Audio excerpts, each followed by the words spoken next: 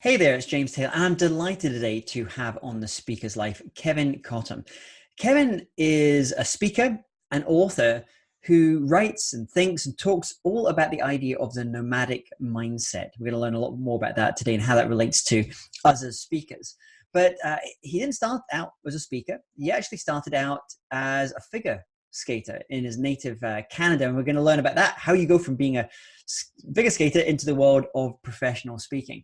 But today what he is able to do is he travels all around the world talking to different types of nomads. And it's my real pleasure to have him on our show today. So welcome, Kevin. It's always a great time to spend with James. Thank you very much. So share with us what's going on in your life just now. Well, what's going on in my life right now is that the book, The Nomadic Mindset, Never Settle for Too Long, is having its live launch in Singapore tomorrow, which I'm very excited about. And the great thing about it is a fun place. In actual fact, it's going to be a partnership between Muaz, which is a relocation company, and Chapman CG, which is an executive search company for HR professionals only. And it's going to be held at the Harley Davidson showroom. Wow, that's a classic brand. I mean, amazing. I mean, and I even had to, I did some research, who rides Harleys? Why do they ride Harleys? What are they? And it's really, they are truly nomadic, the ones that go out there. And I was very interested to see some of the qualities and understanding about the freedom and the carefreeness, the community, the ability to just travel, and also, but most of all, just, the freedom of which is and the independence, which I think is extremely important. And I think for all of us as speakers, this is one thing that we may sometimes forget about, is this nomadism, which is within us, and that we need to constantly bring that forth for our creativity. And I know that you do that an awful lot through all of the work you do. And you've got your tentacles in so many different places. And I love that about you, because there's no borders with you. And I think that is such a refreshing space to be in. And I think that's where we are. Speakers Without Borders. Maybe that needs to be a new non-profit that we start together. So tell us. I think it's a great idea. Take us way back. Where did I mentioned that you're from Canada originally, and you started out in the world of figure skating. So how does a figure skater become a professional speaker? Tell us about that journey. Well, I mean, I was involved in figure skating at a very high level, and I used to choreograph basically with them, and I would coach them along the way to become better performers, right? And that was really the important thing. And it was also about extracting, like Frederick does extract to their inner theme, is that I was trying to extract this creativity within figure skaters to make them the best look that they could be at that time. And I think that, so going into speaking was more of a natural transition, because I went from speaking to a filmmaker, as a filmmaker, a short dance filmmaker. I was also a dancer. So there was all a variety of different aspects of entertainment. And but it was all nonverbal, most of my stuff. So now it was like, oh my God, I got to use my voice, and I got to speak in a different way instead of just my physicality, which I think is a very, very different piece. So that's how I sort of transitioned, and I knew that there was more to life than simply figure skating, and I left figure skating in around 2003. However, I did my last show for Holiday on Ice in 2008. So I think of a skating rink. That's a big canvas to be working on. There's a lot of space in terms of for speakers. We speak in different sizes of rooms. Sometimes it's really small and nice and intimate. Other times it's this huge arena. I spoke at an arena the other day in Istanbul, and you have to use your physical energy has to change in the room, the way you project. And so what were some of the things that you learned from that kind of nonverbal side of being able to communicate in a pretty big space when you're talking about often thousands of people? I mean, first of all, you have to recognize that if you're in a big space like a stadium, that generally it is a circle in the round. Just like in the old historical days of the Colosseum, everything is in the circle in the round. And when you are in the circle in the round, there is obviously a different audience all the time. And so you need to be able to pinpoint where certain people are, where the judges are, where the TV cameras are. You need to have this real focus. So you're actually looking at a pretty low level a lot of the time. And instead of actually looking up, and when you do end up looking up a lot of the time and expanding outwards, it becomes a real challenge for a lot of the skaters. And so it's about really understanding space. And I think that's one of the things that is very difficult for speakers, is they don't understand space. They don't know how to fill the body. The body fills the space. And how do I do that on a proscenium stage, which is most of the time what speakers are on? And I think that is you narrowing your focus instead of expanding and narrowing, expanding and narrowing, expanding and narrowing. And I think that is one of the things that I also learned from nomadic cultures, is this whole concept of being very expansive, but being able to narrow in and make decisions. And I think that this also relates back to your space that you're in, because nomads live a lot of the time in these very wide, expansive places. So that again is something for us as speakers to relate to, is to how to minimize and also to maximize in a very, very fast way.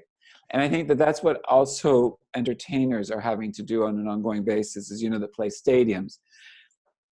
And we've talked a lot, and you've talked a lot about presence in the past. And there's a difference between an entertainer and a performer, right? And I think that this is extremely important, is that there are certain entertainers, like I would say that, for example, Tina Turner is a performer, and Madonna is an entertainer. And a lot of the entertainers, they need a lot of backup. They need a lot of other stuff around them to make the whole thing an entertainment. Whereas if you ever experienced Tina Turner, her presence is so powerful. You can sitting in a 60,000 seat stadium, and she can come on stage and you're like blown away. But you might be sitting in the back. And that's that powerful energy. And that, as you have talked about, also comes from that authenticity. Yeah. It comes from that real inner self. And as you talk about that, I'm reminded of a concert I saw many years ago with Tony Bennett in the Royal Albert Hall in London. And came out on stage, Royal Albert Hall, I can't remember, it's probably 5,500, 6,000 people there. And it's, they come in with the big, and there's an energy. But then at one point, so that's the kind of expanding part. And then at some point in the set, it all went like this. And it was just him and the mic and the piano player. And it felt like you were in a really small little jazz club. And it was just you and him. And he was speaking to you. And I thought, what an incredible skill as a performer to be able to create a connection and communicate in that type of way. So you can be big when you need to be, but then you can also bring people in, and you can contract in that way. I love the idea, also about the entertainer and performer, because I've seen Tony Bennett's rider, his technical rider, and it's not very complex. it's bottles of water, I think some towels, and the pianos and things on stage. It's actually very simple. So I think he's in probably that performer camp that you're talking about. Because I think, like today, I mean, a lot of the time, we're all asked to be, okay, you've got to entertain. And, I feel sometimes when I say that, when I hear that, it's like, okay, I'm a stand-up comedian or something like that, or I'm a monkey, or, you're asking the entertainer to come. I would prefer to move towards the idea of a performer. And I think I think we as speakers, that's a hard transition. And I'm not really sure how it happens, because it really comes from the inside. And I think that is really one of the most challenging things. So, for example, I mean, when you see people like Dame Maggie Smith, or you see the great, some of the old great stars, and you just think, how do they do that? And the people that can play, again, what we're talking about here, people that can move from theater to camera. So it's like wide to very narrow, right? Is how do you do that? It's a very different skill. Absolutely. But they're able to do this. But so you talk about this idea of nomadic mindset. So first of all, where did this idea of being interested in nomads and nomadic lifestyle, nomadic mindset, where did this originate from? Tell us that inception of the journey. Oh, that's great. I love telling this part because you know Frederick Heron very well. And, so I think a lot of it is about signposts. And so what I share with you is about signposts. And it's about looking at signposts and finding when they come into your life or appear in your life. And you think, maybe that's useful at some point and maybe it's not. However, what's happened was in, I guess, 2017, I realized when I went home to Canada at one point in winter, I would go back at November 28th December 28th, and it was cold this one year. And I thought, I lived in Singapore part-time, and I thought, why am I coming back here at this time of year? There was no reason. Before there was a reason because of my mother, but she'd passed away for 2 years, but I had been continuing to do the same old, right? Mm. Anyway, I decided I'm a global nomad, so I don't need to do this anymore. And that's when I started to think about this as a brand. So then I got a mentorship with Frederick. And when I got back to Singapore, Frederick said to me, and I had my first session with Frederick, which was to do the inner theme, right? Is to extract that inner theme from you. And he got curious, what is a global nomad? And so he asked me a lot of questions, what is it? How does it feel? What would you do if you're a global nomad, et cetera? And then he would do his entomology and, to look at many ways about what is the word, what is nomad, what does it mean? And through the conversation, he said, well, you need to write a book if you're going to be credible, and if you're going to be a great speaker, a successful speaker, that you need to have a platform. So he said, what's that platform? It's around the nomad, isn't it? And I said, yeah, it is. It's called the Nomadic Mindset. And he went, wow, that's a great idea. I said, I've never heard of that. I've never really thought about it. I've never heard anybody speak. And he said, that's your platform. That's your theme. Yeah. So I thought, okay, so what's that theme? And so then he said, okay, now you need to research to write the book. And I went, oh. And he said, yeah, you need to talk to at least 100 executives and different size companies. And then you need to spend time with at least 3 nomadic cultures around the world. And I went, oh. So now this has become a real problem in my mind and my heart, going, oh no, how am I going to do this? And so anyway, I said, can I just do the nomad stuff by just anthropologically going to the, online and just checking out? He said, no. You have to go and live with them. You have to go and eat with them. You have to go and listen to them. You have to go and observe them. You have to spend time with them on their daily. You just have to be there. Why? Because this is the experience, and these are the stories that will enrich not only the findings that you have when you combine executive and also the qualities of nomads, but now you will have a body of work. And so that's how it came about. And so I set off the journey. I went off. And Frederick's wonderful when he does that. I know a number of speakers he's done the inner theme, helping them, yeah. Frederick Heron, finding those inner themes. And the reason I've heard him talk to a number of other speakers as well about why you should go and do what you've just done, which is go and interview all those people, go and live that way, really go deep. And he said, if you don't do that, the danger is you become, which is like talking about music, you become like a cover band. Yeah, you're covering other people's songs. You're telling other people's stories instead of being an original artist like a David Bowie or someone else. Yeah. Actually telling these are the stories. I sat there one night with this tribe in Mongolia, and I asked them, what does being nomadic mean to you? And then you tell that story. Or working with that CEO, what does that mean to you? These are your stories. Now other people are going to now come and use your stories, and they're going to repeat your stories. It originates with you, and I think that's when you've kind of arrived, when you hear third party your stories getting repeated. to other people. Yeah. You know, okay, And that's that's when it's like, they're doing your cover story, right? so we have this idea of the nomadic mindset. How does that relate to speakers though?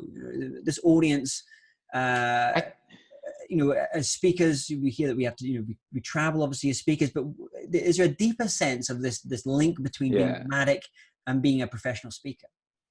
Well, first of all, I think that we have to look at what does nomadic mean. And I think that most people think that nomadic means to move from place to place to find new pastures. That's a physical, geographical movement. So here comes the stories, right? So I'm sitting in Mongolia at a lounge, and there's a woman who, Frederick, is also there with me, and he says, you need to ask her a couple of questions. And so I ask her, what is the meaning of nomad? And she is the head of the branding council of Mongolia. And she said, well, as I said, most people think of it as moving from place to place to find new pastures. And she said, no.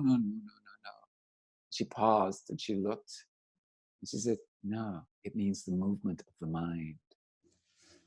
The movement of the mind. The movement of the mind. And so if this is the movement of the mind, then what's that got to do with speakers? As speakers, we have to keep our mind moving. We have to keep our ideas moving. We cannot stick with one story and just beat it to death and change just a few words and whichever. We need to find new stories, as we've all talked about. But that's being nomadic, and that's moving the mind around, moving. How can I contextualize this in a different way? How can I see it from the audience's point of view in a very different way? Who am I truly talking to? And how can I be one with them? And it's about, if you are nomadic in this feeling, you are about community. And community is very strong for nomads, and it's about getting yourself into the community, and it's also about embracing the circle. So like you said about this circle here on the painting, it's nomads, as you know, will sit in circles. It is called, and in certain parts of the world, it's called a majlis. And you sit in a circle on the ground. There's nothing in between you. There's no tables. There's nothing. And this goes back historically, because that's the power of the circle, the energy that goes around it. And that, as a speaker, we need to see, even if we're on the proscenium, is that we need to see this as a complete circle in front of us. So we're part of that embrace of the circle. It's like people putting the arms around you. That's what everybody's doing, and you're in it. So this is part of the nomadic thinking. As we come back to, as you said about skating, it's about that circle in the round. It's that embrace of the circle. So that's a piece that I think that we can relate to as what we need for speakers for actual performance. But it's this nomadicness of being able to be flexible, the freedom to speak on different platforms, to be freedom to speak with different people and subjects. And also it is this adaptability and flexibility to be able to move. Yeah. For example, within a speech, you know how sometimes we get lost and we have to go, that's a signpost for us to go there. It's not like, oh no, but it's a signpost to say, let's go around that and see what we can discover. And I actually sometimes, I even make a point, if I feel I'm getting a little bit too complacent in speeches, I will actually send myself down dark alleys on purpose. I love that. In order to just raise the heart rate a little bit, because I don't know how I'm going to get out of this. I have no idea, because it feels more live then. It's so well. Live, and the audience, it feels like for them, it's also going to feel, wow, this. We didn't expect that. I didn't expect that as a speaker on stage as well. So you're creating that sense of community, I guess, as well. And there's an interplay there. So when we think about nomads, the thing I think about a lot of nomads is obviously that sense of freedom, freedom of the mind. You talk about this idea of agility. And I think it's especially interesting just now where you're having a lot of millennials who are deciding not to buy traditional houses, and they're buying things like tiny houses, living in a different way. And I think we're starting to see this as a trend that's going on. Mm-hmm. But there is that thing, whether, I know from my family background into who more than the gypsy side of things, Roma gypsies, and you have the bowed caravans of gypsies. So there's something that travels around, or whether you have Mongolia, I would imagine it'd be the tents, or the Middle East, you're going to have the tents. So we do need a certain amount of things which provide a homeliness, a sense that no matter where we're traveling, that has that. When it comes to speakers, have you seen anything in terms of speakers, that what is that tent that they're carrying around, either physically or mentally, those things which allow them to have some sense of comfort and Yeah. familiarity, even though everything else is very, very different? I think that, I don't know about yourself, but I often will take things that are familiar with me in my kit or bag, like you have done, and so that I know those are familiar pieces for me. But I also like to be able to explore and to take things which are not. So I love to be able to explore a hotel room or a hotel incomplete, and to find what is new, what is something that I can maybe put into my speech if I'm in this hotel. What can I then think about as a new piece? Because what's important, and with any entertainer or any performer, is that you have to find something new in every performance so that it doesn't become stagnant. So it's about working on something new. It's about maybe a new story. It's maybe a new twist, a new word, or whichever, but it's about finding something new so that it feels fresh all the time. So I think that there's things that you carry with you, and you don't want a lot. So yes, the nomads carry things with them, but they don't carry a lot, simply because they know they have to move. They don't want a lot of possessions. They only want things that are useful and used. They don't want the things, just pretty things or whichever, they don't necessarily have that. Or if there is something which is a spiritual place, for example, they are in most of the yurts, because they're Buddhist in Mongolia, they will have a section which is like their spiritual prayers and their trinkets and everything that goes along with that. But they're able to pack up in 20 minutes, tear everything down in 20 minutes, and build in 20 minutes. Not bad, huh? So there's a lightness that There's a comes with lightness. that. And with that lightness, if we carry too many things with us, like our equipment and things like that, that's carrying heavy stuff. It's carrying things. We need to be light as speakers, light to be ready physically, mentally, and spiritually to be on stage as a complete lightness. If that is doing yoga, if it's doing vocal, it's doing exercise, it's eating light. What is it? It's about keeping that body light. For example, when I was a dancer, is that I had a hard time digesting meat. Now, I don't know how this has got to do with speaking, but it's about the lightness that you want to have when you're performing. There's no point in having a heavy meal before you go on. I knew that I had a hard time digesting meat, and so I became a vegetarian. And through that, I was able to then digest very quickly. And I believe that, in fact, as a body, you want to starve it a bit before you get on stage. Drink water, but starve your body. And I say starve it because you are then opening up to lightness, and you're opening up to more freedom, and you're opening up to possibilities. And that's very nomadic in its thinking. I think How do you do? What do you do? Yeah, I'm exactly the same. I don't eat before I speak. I usually am drinking quite a lot of water in advance of it, because I know it also, not so much in terms of inside the mouth, but in terms of the body. I know it takes about 2 hours for that water to be fully, going into the cells and everything. So I'm drinking quite a lot of water. The only thing I'll occasionally have before I go on stage is maybe a banana or something very, very light. But when I come off stage, then I yeah, because I think you've been using all the energy on stage.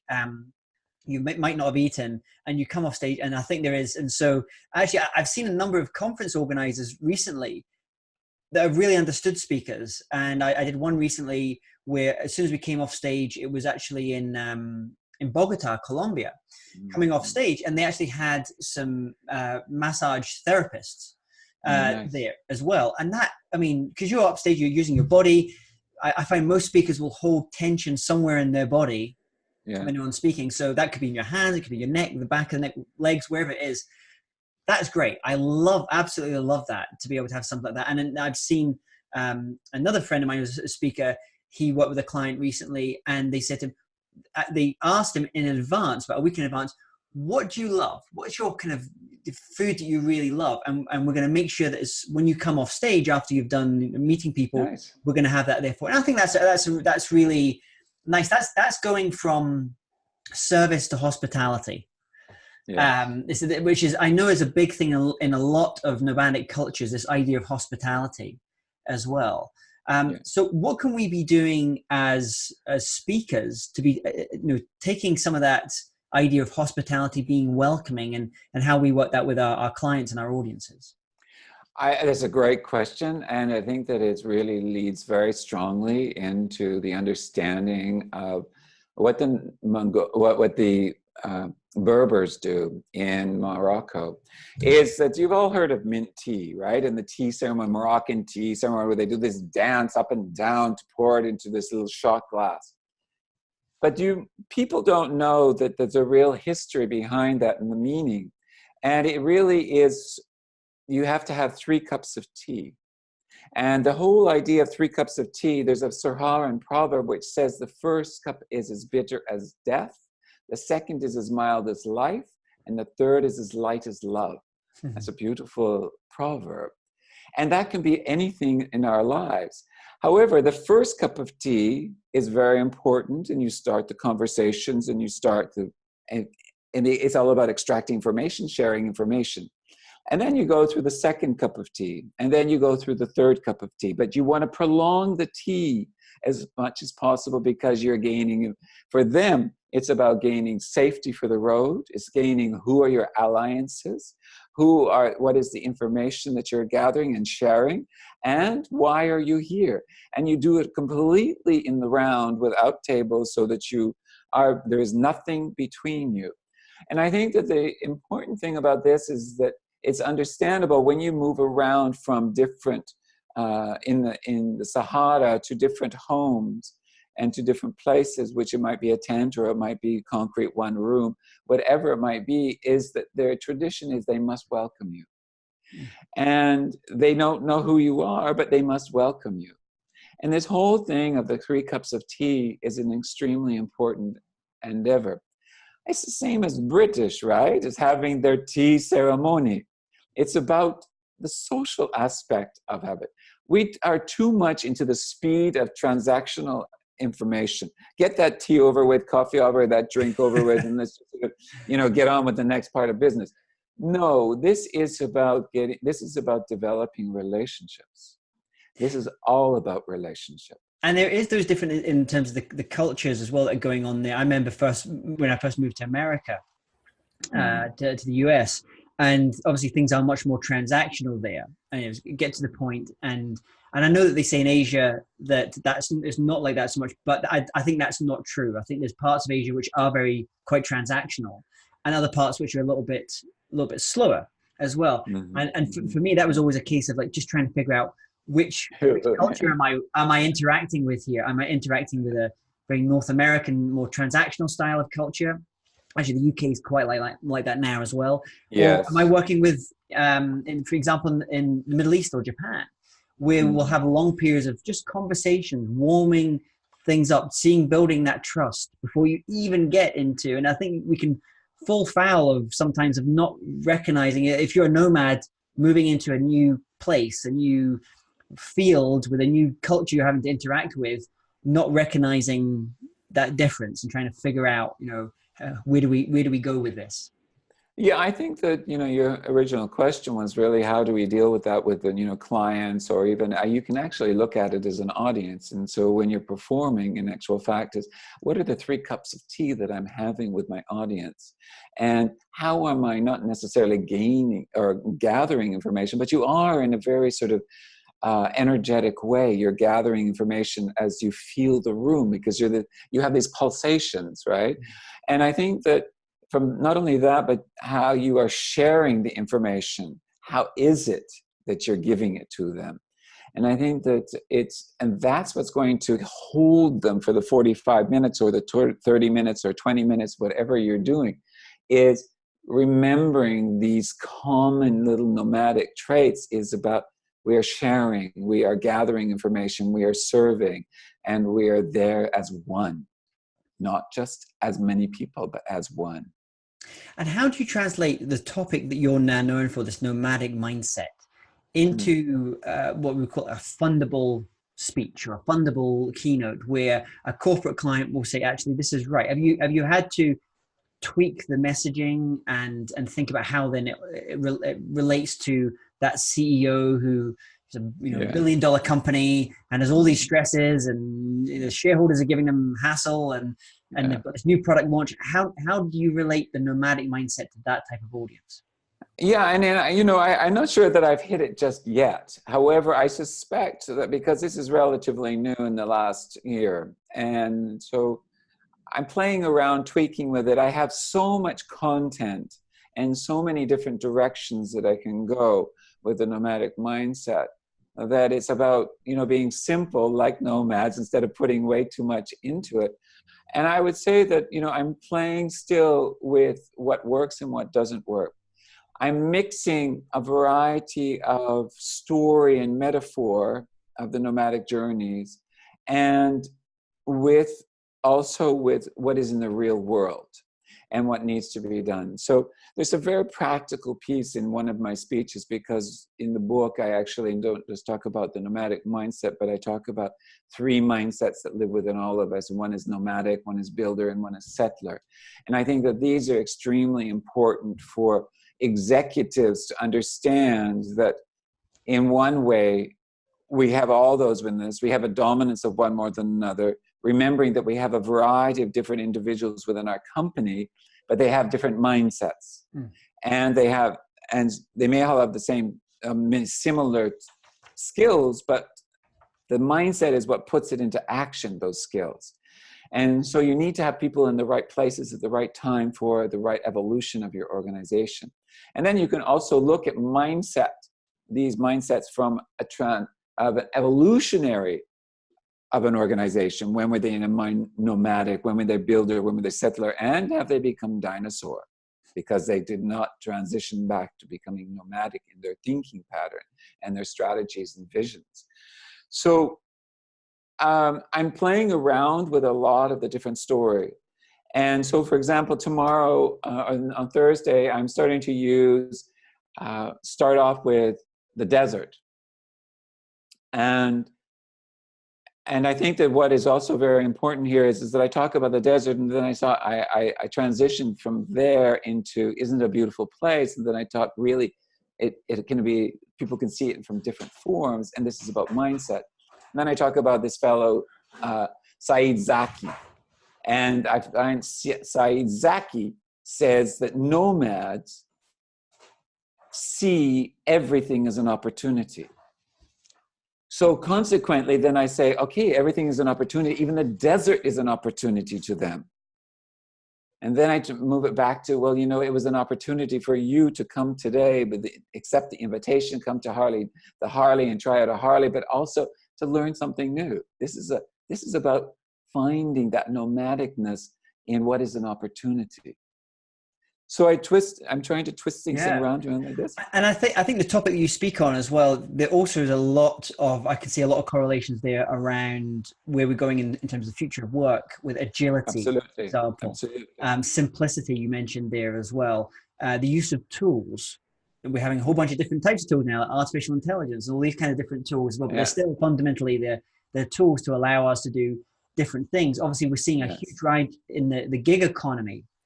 And more distributed teams. So all these things, as you talk about some of these things in this nomadic mindset, I actually think there's a lot of interesting commonalities of what's going on just now in the broader world of work that we can apply. So you've got the book coming out.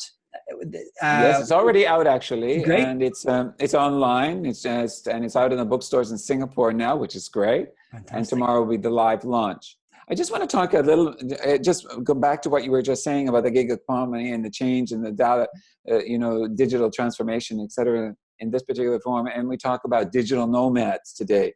And I think that there's a very important factor that one of the people that I interviewed is Carolee Hendricks from Jabatico in Estonia. And she says, we have to get rid of the old agreements that are created politically and also institutionally within organizations. There's a lot of old agreements of how we see things, how we do things, how we say, no, this is in this channel, this is in this box, this is in this box. And that is what today is about. Because we're moving fast and we're using the digital, we're moving out of those old agreements. And we need to think that as speakers as well, as we need to move out of the old agreements we have made with ourselves, and also how we see speaking. I think that we need to start looking at it from a much more broader perspective. And because you know how we get channeled into this is the way things are. And, when we look at the younger speakers of today, they don't have those borders. And we need to get rid of the borders. And the mental borders, as well as the physical borders, which of course everybody hates, but you as a gypsy coming back from that, gypsies hate borders, everybody, so there is none. So I think that, what you're talking about there is extremely valuable as to today, is this nomadic mindset. We can look at it from perspective of what's happening in the gig economy, digital economy, everything, AI, as you're talking about. But the other thing that I think that we need to think about, James, and that is, I think goes along for speakers, but also what I have been talking with digital transformationists, and that is this concept of interconnectivity. Is that we talk an awful lot about, we need connection. Yeah, we need connection with the people and whichever. But this is only a very small piece. When you see and spend time with nomads, and if you think back actually in your inner cellular DNA of your gypsiness, is that there's an interconnectedness with not only yourself, but others, animals, and universe, spirit, you name it. It is all interconnected. And when you watch nomads in their own lands, it's this complete walking of interconnectivity. They know everything that's going on. They can tap into it. Now, as I talk to people in the engineers and whichever in digital transformation, is that it's not interconnected enough. It's still siloed. And this is going to be a danger. And this is a danger, I believe, for all of us when we move into these. It's like, I see an app. Okay, but why isn't that app why is it just this app, and why is it not interconnected with another? And so we need to have these interconnections. And I think that's where we need to go, is thinking that way. And I think that's maybe, I'm wondering around that often we say Harley Davidson's a perfect example, where in terms of the values, the top value I would imagine of Harley Davidson is around freedom. Absolutely. That's going to be around freedom. But at the same time, they have very strong community. They have their badges and even the partners of the Harley Davidson riders. They have their own language. Absolutely. And festivals.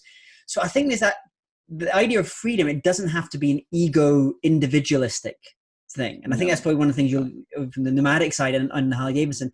Actually, you can get an increasing level of freedom when you're actually part of a community. So it's what was that expression? It's that phrase that the ability to hold two contrasting ideas in the mind at the same time. And I think a lot of the time we're told about freedom is thought of as an individualistic type of thing. And it can be, that's one way of looking at it. But I think in a lot of those kind of communities, they're balancing those two different things. Yeah, and I think that's what comes into today, the skill of what's called cognitive flexibility. And I think that that's extremely important.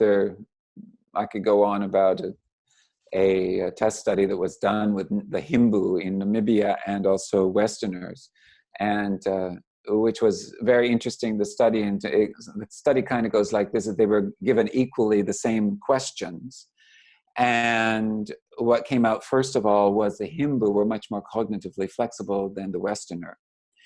And so then they went back and they said, okay, but you know, to the Westerners, you're able to take side steps. You're allowed to look around. You're allowed to expand in your thinking pattern here. So only when they were told that they were allowed to do that, then they came out pretty much equal. So what is that saying? You know, it's saying a lot about our educational system. It's the way we think, that we think, okay, linear. No, this is the wrong way, as far as I'm concerned. That circle is we need to think circular. Absolutely. So the book is now out. Where's the best place for people to go to learn more about the book and also about you and your speaking, the work that you're doing just now? Yeah, I mean, the best place is at my website, which is www.thenomadicmindset.com. And then, of course, there's the hashtag, the nomadic mindset. And then most of the stuff is there online and on the website at this point in time, and it's growing as we go along. And I think that, just following me on LinkedIn and or Facebook. I have a Nomadic Mindset Facebook page as well. And I think that, just following in that particular, and I'm really open to chatting with people in as much as possible about this, because I have to say that I believe this is a movement. And this is the movement that I want to share, because I think that I think the world and we as speakers and a lot of people have become very narrow in our thinking, even though we think we're very expansive. But I think we need to be able to much more expansive. And so we need to have that flow back and forth. And so that's why I want to create this as a movement of expansion. Well, it's been a joy seeing, obviously you're a Speakers U member as well. It's been a joy seeing how your career is starting to flourish with the book, and you've found your thing. You found it, it's amazing. And so now it's just a case of like building that out. You're going to be on stages, I'm sure, all over the world, traveling all over the world, sharing this message, which is a great message. So Kevin, thank you so much for coming on today. We'll put all the links here on the show notes so you can go and check out Kevin, check out the book, get a copy of the book as well. I wish you all the best wherever you are in the world. Hopefully we'll get a chance to share a stage together at some point in the future. I want to share a stage with you so we can talk about nomadism. And thank you very much, James. This has been a brilliant time. I mean, you're a great host and you're a great guy. So, I mean, thank you very much for your wisdom, because you really have, you have helped me in a considerable amount. And I think that, it's going to happen in the future that I can learn a lot more from you. And so I like that trait in you. Thank you very much.